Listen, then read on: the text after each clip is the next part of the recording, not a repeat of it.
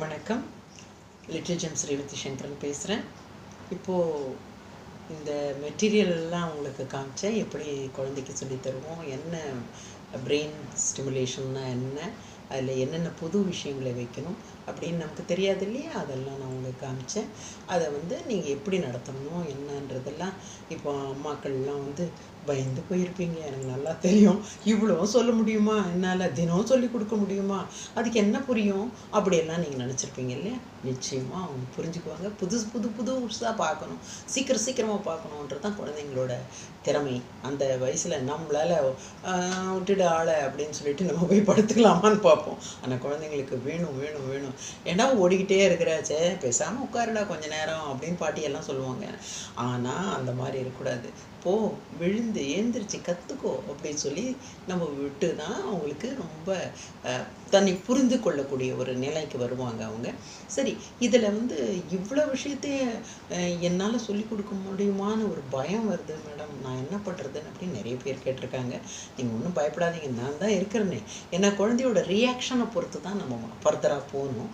அதனால் என்ன ரியாக்ட் பண்ணுறாங்கன்றதை எனக்கு சொல்லிக்கிட்டே இருந்தீங்கன்னா ப்ராக்ரஸ் என்னன்றது தெரிஞ்சாதான், அந்த குழந்தையோட ரியல் வேல்யூ என்னான்னு நான் கண்டுபிடிச்சாதான் அதுக்கு தகுந்த மாதிரி இந்த மெத்தடாலஜியை, ஜென்ரல் மெத்தடாலஜியை மாடிஃபை பண்ணி நான் கொடுக்க முடியும்.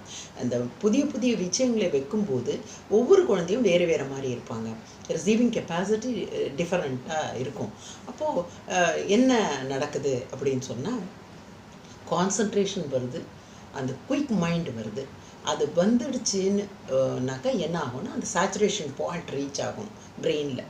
அப்போது என்ன ஆகும் அப்படின்னா, சைலன்ஸ் வரும். நேரக்கூடம் தழும்பாது இல்லையா, அந்த சைலன்ஸ் வந்துடும். சைலன்ஸ் வந்தால் அப்படியே அப்சர்வ் பண்ணுவாங்க, அப்படியே கவனிப்பாங்க, எல்லாத்தையும் கவனிப்பாங்க.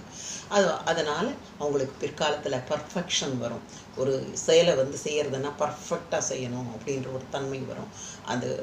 அந்த பர்ஃபெக்ஷனுக்கு அப்புறம் அந்த ஜட்ஜிங் கெப்பாசிட்டி, ஒரு விஷயம் என்ன சொன்னாங்க அம்மான்றது ஒரு தடவை சொன்னாவே அவங்களுக்கு புரிஞ்சுடுவாங்க.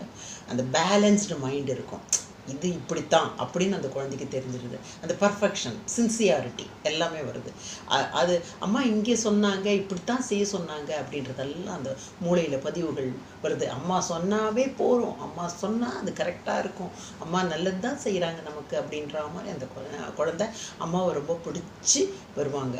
அதனால் அப்பா கோச்சிக்கூடாதுன்னு சொல்லிட்டேன். ஏன்னா அப்பாவை நம்ம வசதி தான் சொல்லுவோம் எப்போவுமே. ஐயோ அப்பா கிட்ட இது மாதிரியெல்லாம் பண்ணக்கூடாது கண்ணா அப்படி சொல்லி வச்சுருப்போம் இல்லையா. ஆனால் நீங்கள் கவலைப்படாதீங்க, எல்லா அப்பாவும் அம்மாவுக்கு உதவி செஞ்சீங்கன்னா அந்த குழந்தை உங்களை சமைக்க சொல்ல நான். ஆனால் இது அவங்க பாடம் நடத்தும் போது ஒரு 5 நிமிஷத்துக்கு நல்ல சத்தமெல்லாம் வேறு வெளியெல்லாம் இல்லாத, அந்த டாக் பார்க்கிங், டோர்பெல், அதெல்லாம் ஃபோனு, டெலிவிஷன், இந்த மாதிரி எல்லாம் சவுண்ட் இல்லாத மாதிரி பார்த்துக்கணும் அப்பாக்கள். அந்த மாதிரி இருந்தாக்கா ரொம்ப நல்லது. அம்மாக்கள் எல்லாம் நல்லா செய்வாங்க. இந்த குழந்தைங்கள்லாம் ஒருநிலைப்பட்ட மனசோட அம்மாவும் பாப்பாவும் உட்காந்து அவங்க இந்த விஷயத்த ஒரு 5 நிமிஷத்தில் முடிச்சுட்டு வருவாங்க. ஃபர்தராக அவங்க ரியாக்ஷன் எப்படி இருக்குதுன்னு என்கிட்ட சொல்லும்போது அதுக்கு தகுந்த மாதிரி இந்த விஷயங்களே சொல்லும்போது நீங்கள் கண்டினியூ பண்ணலாம். ஒன்றுமே கவலை இல்லை. இது ஒவ்வொரு வீட்டோட அட்மாஸ்பியர் எப்படி இருக்கும், அந்த குழந்தையோட மனநிலை எப்படி இருக்கும், அம்மாவோட மனநிலை எப்படி இருக்கும், மற்றவங்கெல்லாம் எப்படி குழந்தையோட பேசி உற்சாகப்படுத்துகிறாங்க, அப்படி எல்லாமே விஷயம் இருக்குது. ஆனால் சில இல்லங்களில் மற்றவங்களுக்கெல்லாம் தெரியாமல் அம்மா ரகசியமாக சொல்லி தருவாங்க. அப்படி இருக்கும். என்ன இப்போவே குழந்தைக்கு அப்படின்னு எல்லாம் சொல்கிறவங்கெல்லாம் பிற்காலத்தில் இந்த குழந்தை ரொம்ப நல்லா ஆமாம் என்னமோ பண்ணால் ரூம் கதவை சாத்திக்கிட்டு அது ரொம்ப பெரிய அளவில் தான் வருது, நமக்கெல்லாம் என்ன தெரியும் அப்படின்னு சொல்கிறதெல்லாம் அந்த காலமெல்லாம் போயிடுச்சு. இப்போ எல்லாருக்குமே எல்லாம் தேவை இருக்குது. புதிய பரிமாணத்தில் உலகம் வந்துக்கிட்டு இருக்குது. அதனால் மிகப்பெரிய அறிவு களஞ்சியமாக இந்த குழந்தைங்கள்லாம் வரணும். அதனால் இதை செய்கிறோம். இப்போது அந்த அட்மாஸ்பியரை ரொம்ப நல்லா நீங்கள் அம்மா வச்சுக்கிறது ரொம்ப நல்லது. அம்மா நம்பணும் இதை, அது ஃபர்ஸ்ட் கண்டிஷன்.